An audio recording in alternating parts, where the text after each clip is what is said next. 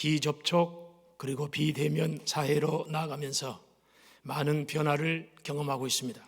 그러면서 본질과 기본이 얼마나 중요한 것인가를 새삼 느끼게 됩니다.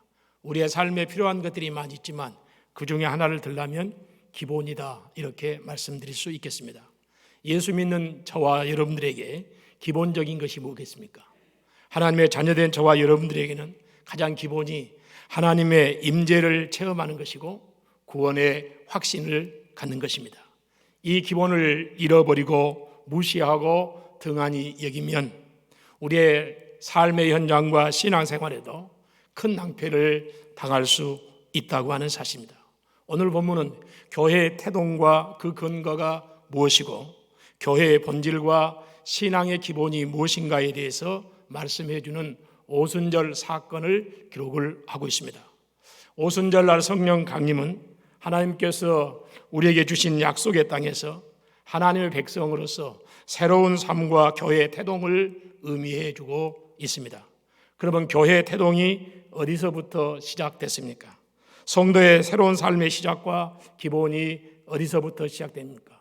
오늘 성경은 하늘로부터라고 말씀하고 있습니다. 미국 타임즈 칼럼 리스트인 토마스 트리먼이라는 사람이 있습니다. 이 사람이 중동 문제에 대해서 9.16 사태 이후에 칼럼으로 쓴 것을 책으로 묶었는데 우리나라 말로 이 경도와 태도라고 하는 제목으로 번역이 됐습니다.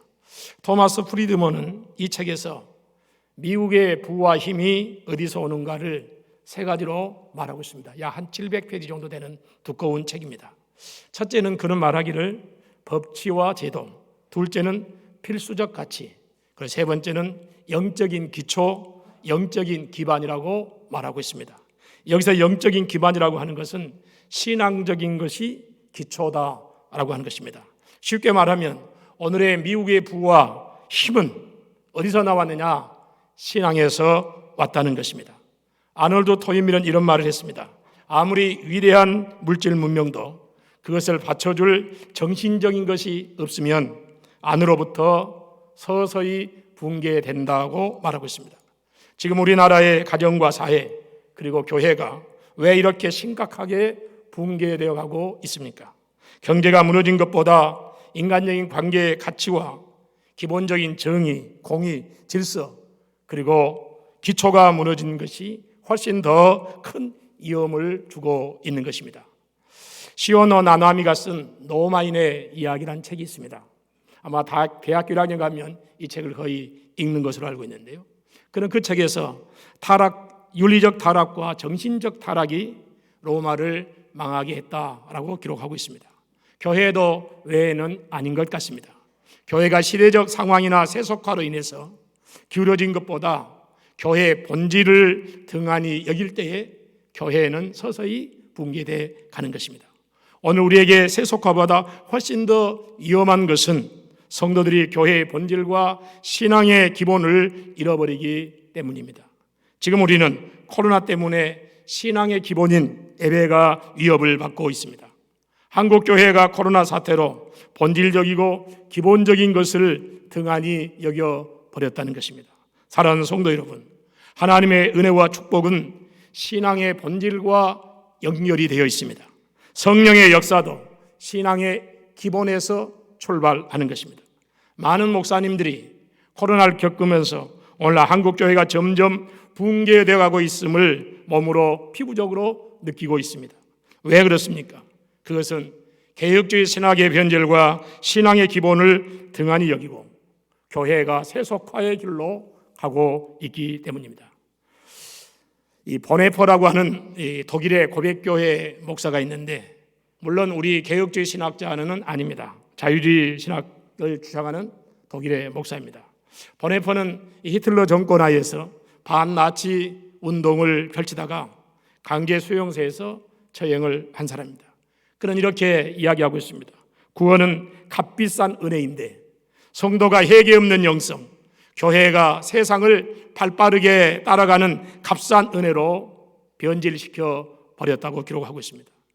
예수님께서 날 위하여 십자가에서 피 흘려 죽으신 것은 값비싼 은혜인데 교회가 해계 없는 용서를 말하고 성도가 축복은 기대하면서도 신앙의 본질을 예면한 것이 하나님 앞에 잘못된 것이라고 보내포는 기록을 하고 있습니다.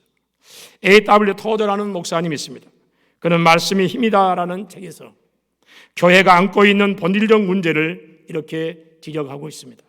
지금 이 시대의 교회와 성도들은 각종 사회 이슈와 현안들에 몰두해 있지 하나님과 나누는 영적 교제의 예배를 등한히 하고 있다고 지적하고 있습니다. 그리고 하나님의 말씀의 능력을 놓치며 살아가고 있다. 이제 말씀대로 살아갈 용기를 가져야 한다. 하나님의 말씀은 우리에게 두려움인 동시에 소망이다. 말씀은 나를 죽이기도 하고 살리기도 한다. 하나님의 말씀이 믿음과 순종으로 반응하면 그 말씀이 우리에게 생명을 주고 우리의 삶의 은혜와 축복을 가져다 준다.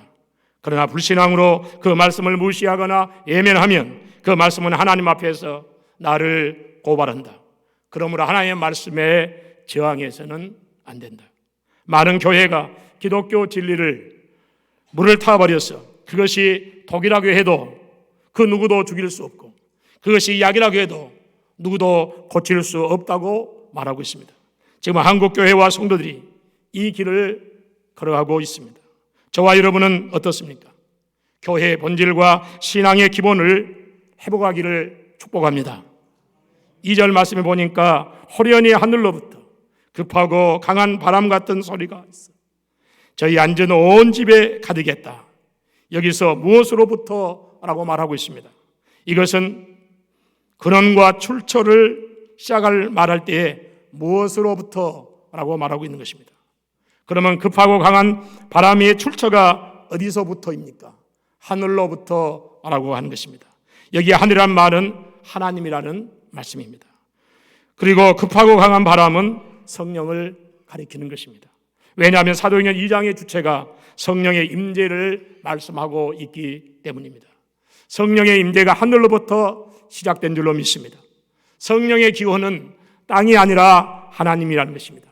교회의 기원은 사람이 아니고 하나님이신 성령님이십니다. 그래서 교회의 시작은 성령이시기에 교회를 성령 행전이라고 부르기도 합니다. 교회가 성령이 역사하지 아니하면 교회가 아닌 것입니다. 내 심령에 하나님의 은혜가 임하지 아니하면 저와 여러분은 하나님의 사람이 아닌 것입니다.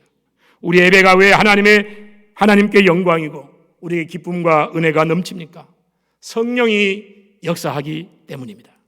교회의 시작이 하늘로부터 시작되었습니다. 그래서 교회를 신적 기관이라고 말하는 것입니다. 하나님이 이 땅에 교회와 가정 이 두 기관을 직접 세우신 것입니다. 교회가 하나님이신 성령의 역사해야 진짜 신적인 교회입니다. 내가 교회를 오래 다닌 것이 문제가 아니라 내 심령에 하나님의 신이 역사해야 진짜 성도입니다. 하늘의 것을 사모하고 하늘의 것을 받고 하늘의 것을 먹고 마시는 공동체가 교회입니다. 저는 교회와 성도들의 관계를 이렇게 정의하고 싶습니다. 교회는 성도들이 하늘 것을 받으러 오는 것입니다. 예수 그리스도를 매개로 해서 하나님께서 주시는 이 구원받는 은혜로 주신 구원받는 자들이 교회마다 강단을 통해서 주의 종들을 통해서 하나님의 말씀을 받고 그 말씀이 은혜가 되고 그 말씀이 생명이 되고 능력이 되고 권능이 되고 치료와 회복이 되고 축복이 되는 것입니다. 믿으시면 아멘 하십시다. 아멘. 그러므로 하나님의 은혜를 받지 않으면 믿음 생활을 할 수 없습니다. 예배 생활과 기도 생활도 할 수가 없습니다. 하나님께 주시는 은혜와 축복을 받는 것이 어디입니까? 교회입니다. 교회에서 은혜 받지 못하면 좋은 장로님 되실 수 없습니다. 예배 시간에 주의 사자를 통해서 주시는 말씀을 통하여 은혜 받지 못하면 좋은 하나님의 사람이 될 수가 없습니다. 목사도 교회에 드리는 예배를 통해서 이 은혜를 받아야 하고 장로님도 권사님도 안수집사님도 모든 성도님도 교회에서 이 은혜를 받아야 하는 것입니다. 많은 중직자들은 이렇게 생각합니다. 나는 교회의 중직자이니까, 나는 교회를 오래 다녔으니까, 나는 아무런 문제가 없어, 나는 믿음이 좋아 라고 생각합니다. 그러나 직분과 신앙의 연륜보다 더 중요한 것이 있습니다. 그것은 교회에서 예배를 통해 은혜를 받아야 하는 것입니다. 그 은혜는 옛날 받는 것이 아니라 예배 때마다 항상 이 은혜를 받아야 될 줄로 믿습니다. 신앙의 연령이 오래된 분의 문제가 뭐입니까? 과거에 다 은혜를 받아서 장로님 되시고 중직자 되고 목사 됐습니다. 그런데 지금 매주마다 드리는 이 예배를 통해 나는 은혜를 받고 있습니까? 내가 은혜를 받지 않으면 무엇을 줄 수 있겠습니까? 목사가 먼저 은혜 받지 아니하고 성도에게 무엇을 줄 수 있겠습니까? 나같이 죄인되고 교만하고 찌그러진 심령에 하나님의 은혜를 받아야 살 수 있고 하나님의 은혜를 받아야 사명을 감당할 수 있는 것 아니겠습니까? 하늘의 것을 받지 않고 하늘의 것을 전할 수 있겠습니까? 하나님이 주시는 능력을 받지 아니하고 하나님의 일을 할 수 있겠습니까? 하나님이 주신 은혜를 받지 않고 목사인 저도 주의 일을 할 수 없고 설교를 해도 감동이 없고 오히려 공허할 뿐입니다. 왜 그렇습니까? 들어온 것이 없는데 나가기만 하면 남는 것이 뭐가 있겠습니까? 그래서 공허한 것입니다. 하늘로부터 오는 은혜를 사모하시기를 축복합니다. 2절 말씀에 오니까 호련히 하늘로부터 급하고 강한 바람 같은 소리가 있어 저희 앉은 온 집에 가득했다고 말하고 있습니다. 하늘로부터 무엇이 있었습니까?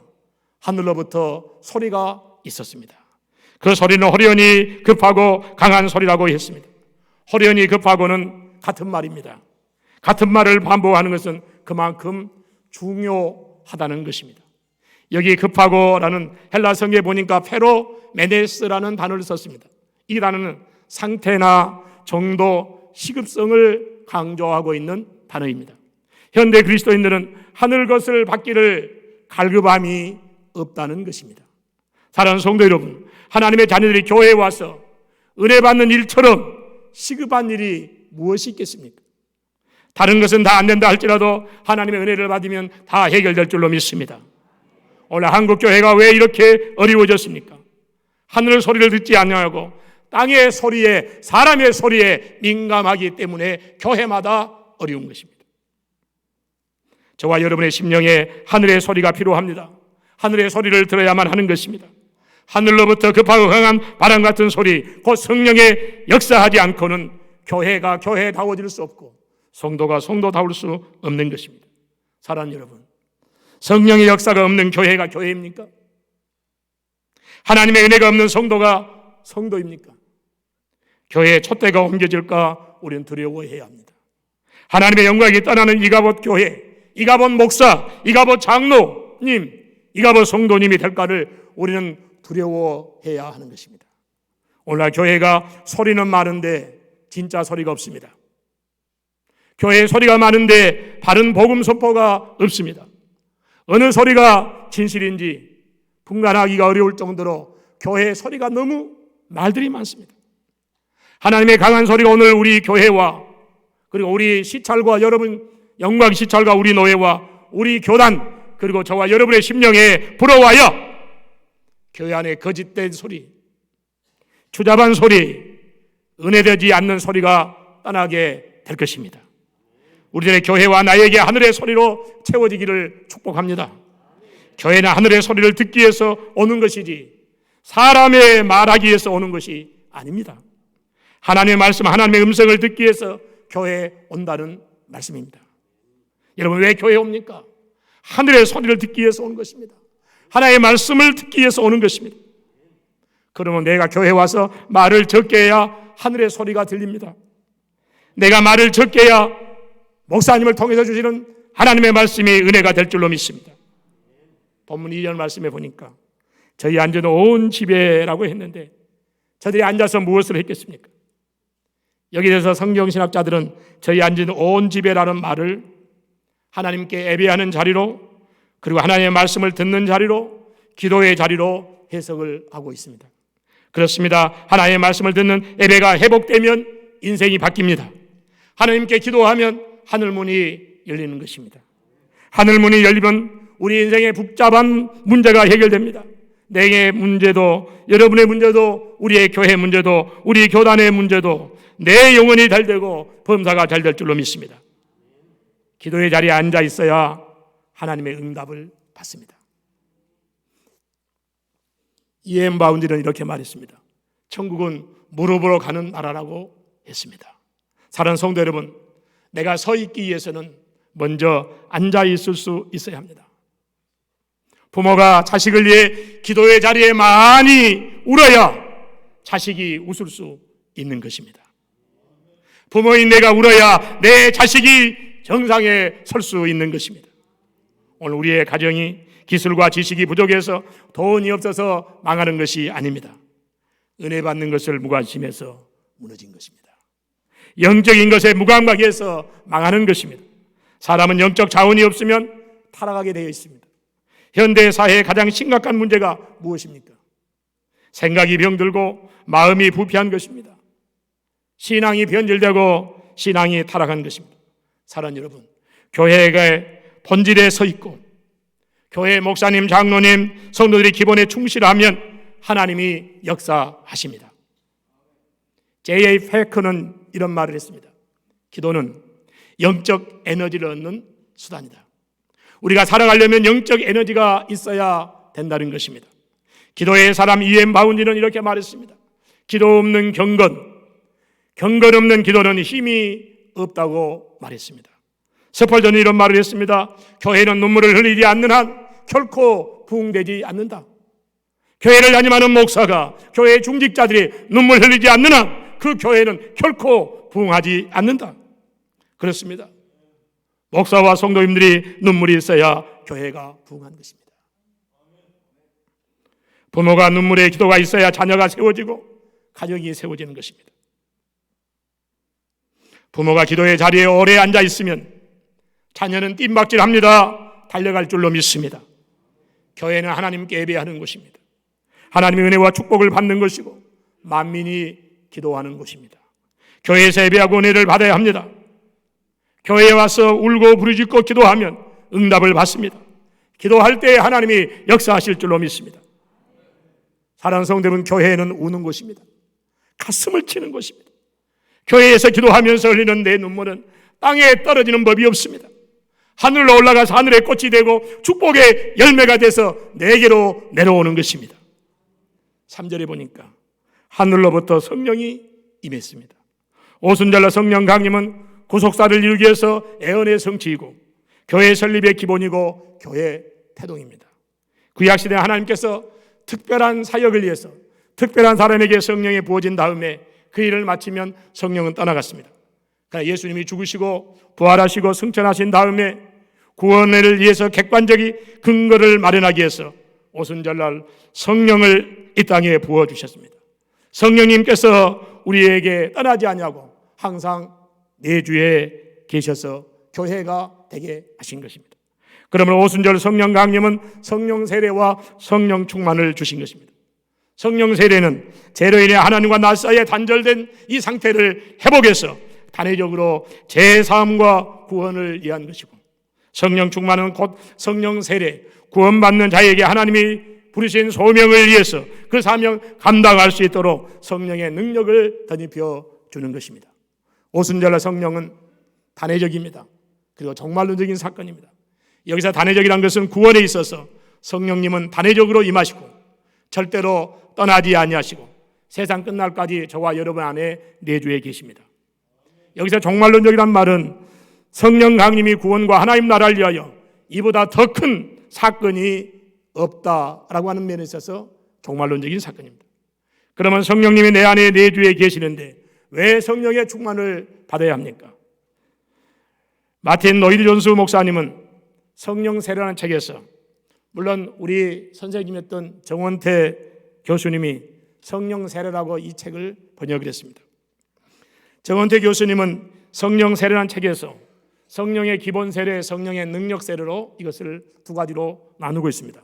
성령의 기본 세례는 구원에 이르게 하는 것으로 단회적이고 종말론적인 것이고, 성령의 능력 세례는 구원받는 자들이 성령의 능력으로 하나님 앞에 사명을 감당하기 위해서는 연속적인 이 성령의 능력을 받아야 된다라고 말하고 있습니다. 그럼 우리는 하나님의 은혜로 구원받은 성령의 기본 세례에 만족할 것이 아니라 하나님 나라를 위하여, 하나님의 부르신 사명을 위하여 하나님의 능력을 받는 성령의 충만함이 우리에게 있어야 될 줄로 믿습니다. 사랑하는 성도 여러분, 하늘로부터 온 성령이 임하면 혀가 갈라지는 것입니다. 무슨 말입니까? 말의 변화, 언어의 변화가 시작된 것입니다. 교회는 언어를 변화받는 곳입니다. 쌍스러운 말, 다른 사람을 저주하는 말, 은혜롭지 못한 말 하는 것이 아닙니다. 교회는 내 이익을 위해서 거짓말하는 것이 아닙니다. 내 생각을 사실처럼 말하는 것도 아닙니다. 내 기분대로 감정대로 하고 싶은 대로 말하는 것도 아닙니다. 교회는 은혜되는 말, 축복의 말, 소망의 말, 격려의 말을 하는 것입니다. 내 말하는 것이 아니라 하나님의 말씀을 듣는 것입니다. 칼빈은 성령의 역사를 불에 빗대어서 하나님께 사람의 마음에 성령의 불을 붙이신다고 말씀했습니다. 성령의 불이 붙으면 내 안에 욕망과 허영 그리고 죄악을 다 태워주시는 것입니다. 그렇습니다. 하늘로부터 온 성령의 불은 내 심령을 뜨겁게 하고 태워주십니다. 마음은 내 태도를 결정하고 내 태도는 나와 하나님 그리고 나와 관련된 사람들과의 관계를 결정해 줍니다. 내 마음과 태도를 누가 결정합니까? 성령님이 결정하도록 해야 합니다. 근데 우리는 합리적 사고로 경제 논리로 우리가 결정을 할 때가 너무나 많이 있습니다. 칼빈은 종교개혁 운동을 하다가 너무 박해가 심했습니다. 생명의 위협을 느꼈습니다. 그래서 프랑스 남부 스트라부스로 피신을 갔습니다. 그곳에 2년을 머무르면서 우리 개혁신학의 기초가 되는 기독교 강요를 그곳에서 칼빈은 썼습니다. 칼빈은 평소 가까이 지내던 화렐에게 종교개혁의 운동을 완성하기 위해서 다시 제노바로 돌아가야 되겠다고 편지를 했습니다. 그러자 화렐로부터 답신이 왔습니다. 그 답신의 내용은 지금 칼빈 선생님이 제노바로 가면 캐토릭의 교권에 의해서 살아남지 못하고 반드시 죽을 것입니다. 그러니 상황이 좋아질 때까지 절대로 제노바로 가지 마십시오. 그때 칼빈은 화렐에게 이런 편지를 했습니다. 꼬르메움 띠비 오페로 도미네 라틴어인데 주님께 내 심장을 드립니다. 칼빈은 내 심장을 하나님께 드립니다 하고 제네바로 들어가서 종교개혁을 완성했습니다. 오늘 목사가, 오늘 장로님이, 오늘 저와 여러분이 교회를 위해서 내 심장을 하나님께 드립니다. 내 청춘, 내 물질, 내 생명을 하나님께 드립니다. 이런 신앙의 고백이 있는 교회, 그 교회의 성령이 강하게 역사할 것입니다. 우리는 그동안 교회를 중심으로 예배하고 기도하고 봉사생활을 했습니다. 이게 얼마나 큰 은혜이고 축복인 것을 코로나 사태를 통해서 우리는 깨닫게 되었습니다. 하나님께서 코로나 사태를 통해서 우리에게 주신 심각한 메시지가 무엇입니까? 내 안에 뿌리 있게 박혀있는 죄를 뽑아버리고 새롭게 하시는 하나님의 뜻이 있는 것 같습니다. 그런데 우리들은 내 죄를 깨닫지 않고 여전히 은밀한 죄를 지우고 교인들끼리 시기하고 질투하고 교만하고 싸우면서 시험 들었다고 하고 있습니다. 그러면서 코로나 바이러스를 멈춰주기만을 기도하고 있지는 않습니까? 그러나 이런 행위는 마치 암 수술하고 있는 의사에게 너무 고통스러우니까 수술을 멈춰달라고 말하는 것과 무엇이 다르겠습니까? 그럼 우리는 지금 코로나 사태의 위기를 보면서 교회의 본질과 신앙의 기본을 회복하는 기회로 삼아야 합니다. 하나님께서 나 자신이 하나님의 성전이 되어야 함을 그 어느 때보다도 심각하게 말씀하고 있습니다. 우리는 성전이기에 매일매일의 삶 속에서 하늘의 소리, 하나님의 소리를 들어야 이 듣는 하나님의 소리를 듣는 일에 민감해야 하고 그리고 주의 말씀 듣는 일에 힘써야 하는 것입니다. 그런데 우리는 지금 영적 민낯이 드러나고 있습니다. 코로나 바이러스 때문에 예배의 자리를 두려워하고 있습니다. 예배드리지 못할 정도로 영적으로 무너져 버렸습니다. 예수 그리스도의 십자가가 구원에 대한 믿음은 있으나 주님은 언제나 어디서나 나와 함께 하신다고 하는 이 사실을 믿지 못하는 성도들이 너무나 교회에 많아졌습니다.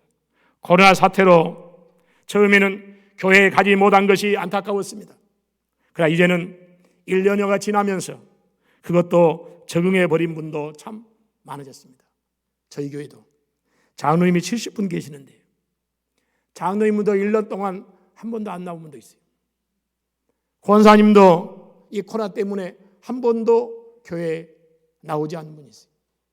아마 한두 주 처음에 코로나 때문에 교회 나오지 못할 때 정말로 안타까우며 하나님 앞에 아마 기도했을 것입니다. 그러나 1년이 지나면서 그 상황에 적응해 버려서 이제는 하나님의 자녀의 정체성을 잃어버린 채 아무런 감각 없이 현실에 적응해 가고 있는 성도들을 봅니다. 사랑하는 여러분, 오늘 나의 영적 상태를 점검해 볼 수 있기를 바랍니다. 성도의 기본은 하나님의 말씀 듣는 것이고 예배하는 것이고 기도하는 것 아니겠습니까? 제가 33세 영산목교회 담임 목사로 갔습니다. 가니까 37살 되신 분이 부목사였어요. 부목사는 37이고 담임 목사는 33살이었습니다. 가서 몇 달이 지났는데 우리 교회 집사님 가운데 재혼을 했는데 새로 오신 그 부인 되신 분이 신앙생활을 하지 않는 분이 남편을 따라서 교회로 옵니다. 그런데 교회만 온 것이 아니고 이게 귀신이 들린 거예요. 그래가지고 예배 시간에 설교를 제가 하면 그분이 소리를 나보다 더 크게 소리를 지는 겁니다. 여러분, 예배 시간에 제가 1부 하면 그분이 2부 하니 여러분 설교가 되겠습니까? 예배가 되겠습니까? 그래서 제 마음속에 하나님, 저분 교회 안 왔으면 쓰겠습니다. 여러분, 아마 목사가 얼마나 부패하고 다르겠으면 그 생각이 들었겠습니까? 왜냐하면 그분 때문에 예배가 안 되니까 그분 차라리 교회 안 왔으면 쓰겠어요. 이 생활이 계속 반복됐는데 어느 날 주일 예배를 마치고 오후에 서재에서 설교 준비를 하면서 책을 뒤적뒤적 하고 있는데 내 마음속에 이런 마음이 들었습니다. 야, 네가 그러고도 목사냐? 하나님이 내가 필요해서 그 사람 불렀는데 네가 뭐라고 저 사람 교회 안 왔으면 쓰겠어요? 그 말씀을 내 심령에 주시는데 견딜 수가 없었습니다. 그래서 제가 금식 기도를 못한 사람인데 제 집사람에게 그 집사님, 김 집사님 그 부인 성도를 위해서 우리 내일부터 금식하면서 밤에 교회 가서 기도하자. 일주일을 정하고 기도하자. 제가 그때까지는 금식을 길어봤자 3일, 이틀 했습니다. 그런데 그 문제를 놓고 저하고 집사람하고 금식을 하면서 매일 밤에 교회 가서 그분에서 집중적으로 기도를 했습니다. 5일 금요일 밤이 됐는데 내 마음속에 변화가 왔습니다. 지금 그분의 집에 가서 그분에게 기도해 줘야 되겠다, 이 마음이 들었습니다. 여러분, 이게 놀라운 변화인 줄로 믿습니다. 그분이 교회 안 왔으면 좋겠다는 생각을 가졌는데 일주일간 금식하면서 5일 동안 기도했더니 내 마음에 내 생각이 변한 것입니다. 그를 불쌍히 여기고 기도해 주고 싶은 마음이 든 거예요. 그래서 금요일 밤에 그 집사님 집을 갔습니다. 저는 그런 경험을 해보지 못해서 갔더니 옛날에는 그분이 나를 보면 눈을 찌르고 그리고 이부했는데 막 들어가자마자 고개를 푹 숙이는 거예요. 그리고 하는 말이 화장실 간다고 그래요. 그때 1월 달이었습니다. 추운 겨울 1월 달이었어요. 제가 부임하고 한 6개월 정도 됐는데 그래서 화장실 갔다 온다고 그래서 갔다 오라고 그랬죠. 그런데 이분이 나갔다가 들어오질 않는 것입니다. 이런 추월 달이에요. 그리고 한참을 기다려도 안 오니까 화장실 가보고 동네 이곳저곳을 다녀봤는데 이분이 없어요. 자그마한 지 얼마 동안 기다렸느냐? 새벽 4시까지 기다렸습니다. 오질 않습니다. 그래서 새벽 예배 드리기 위해서 저희 집사람과 둘이 그 집사님 집을 나왔습니다. 그래서 새벽 예배를 마치고 다시 끝나자마자 그 집에 들어가 있습니다. 갔더니 잠을 자고 있더라고요. 그래서 깨워서 붙들고 기도하니까 귀신이 떠나갔습니다. 그러면서 그분이 간직을 하는 거예요. 제가 자기를 죽이려고 큰 칼을 들고 왔다는 거예요. 그래서 그냥 있으면 그 칼에 자기가 죽을 것 같아서 화장실 간다고 도망가가지고 어디로 갔느냐? 정월달 1월인데 추운 겨울에 이 여자분이 50대 중반 정도 되는 분인데 맨발로 걸어가지고 산으로 도망가가지고 무덤과 무덤 사이에 쭈그리고 앉아가지고 거기서 자기 집을 환상으로 보는 거예요. 자기 이야기예요. 제가 그곳에 있으니까 오지도 않고 교회 갈 때까지 무덤과 무덤 사이에 쪼그리고 앉아서 자기 집을 환상으로 보고 있는 거예요. 교회에 가니까 그때서 자기 집에 와가지고 잠을 자고 있어요. 제가 그 경험을 하면서 귀신 들린 사람도 잠잘 때는 모르는구나. 새벽 예배 마치고 가니까 잠자고 있으니까 어느 줄 몰라요. 귀신도 잠자면 모른가 보더라고요. 그래서 깨워서 기도했습니다. 사랑하는 여러분, 오늘 우리에게 필요한 것이 있다면 다시 기도의 자리로 나가야 되지 않겠습니까? 지난날에 우리 한국교회가 얼마나 기도 많이 했습니까? 지금보다 열악하고 어려운 환경 속에서도 교회에 가면 새벽마다 울었습니다. 부모들이 운 것 때문에, 울며 기도한 것 때문에, 가슴을 치며 기도하는 것 때문에 오늘 그의 자녀들이, 그 가정이 이 하나님의 은혜와 축복을 받은 것 아니겠습니까? 저도 어머니 때 3대 신앙생활을 하고 있습니다. 지난날에 우리의 부모들 그 새벽마다 비가 오나 눈이 오나 교회 가서 가슴을 치면서 울면서 기도했습니다. 그 기도가 가정을 살리고, 그 기도가 자녀를 세우고, 그 기도가 한국교회를 세운 것 아니겠습니까? 그런데 오늘 우리는 어떻습니까? 사랑하는 여러분, 성령의 능력 세례를 받아야 합니다. 그래야 능력이 있습니다. 그래야 사명 감당할 수 있는 것입니다. 우리는 신앙의 본질과 기본에 흔들림이 없어야 합니다. 신앙생활의 본질과 기본은 하늘로부터 오는 것입니다. 하나님부터 오는 것입니다. 성령이 기본 세례를 받아 제사함 받고 구원의 확신을 갖고 하나님 중심, 교회 중심, 말씀 중심 신앙생활을 해야 하고 예수 그리스도의 사명을 감당해야 하는 것입니다. 이를 위해서 우리는 하늘로부터 오는 성령의 능력 세례를 받아야 하는 것입니다. 그간 우리는 코로나19 사태로, 코로나 팬데믹 두려움과 불안으로 삶이 멈춰서고 예배가 멈춰섰습니다. 여기에 코로나 블루 우울증까지 겹쳐서 하나님의 자녀로서 신앙의 본질과 기본의 정체성에 혼란이 왔습니다. 그렇지만 우리에게 희망이 있습니다. 성령이 역사하고 있기 때문입니다. 오순절날 마가 요한의 다락방에 모였던 제자들과 120명은 예수 그리스도의 십자가의 사건의 팬데믹 두려움이 있었어요. 불안했어요. 그러나 그들이 함께 모여 기도할 때 성령이 그 두려움을 이겨내게 한 줄로 믿습니다. 우리 이럴 때일수록 하나님의 말씀을 전하는 교회로 모여야 하고, 교회의 공적 예배가 회복돼야 되고, 기도를 힘쓰므로 성령의 능력을 받아야 하는 것입니다. 성령이 역사하면 승리하는 것입니다. 그래서 우리 교단에서 지금 프레이어 어게인, 다시 기도로, 여러분 우리의 모든 문제의 해답은 기도에 있습니다. 기도가 회복될 때, 다시 기도하게 될 때 문제가 해결될 줄로 믿습니다. 어떤 환난도, 어떤 유혹도, 어떤 어려움도 해답은 바로 기도입니다. 다시 우리 기도의 자리로 돌아가야 합니다.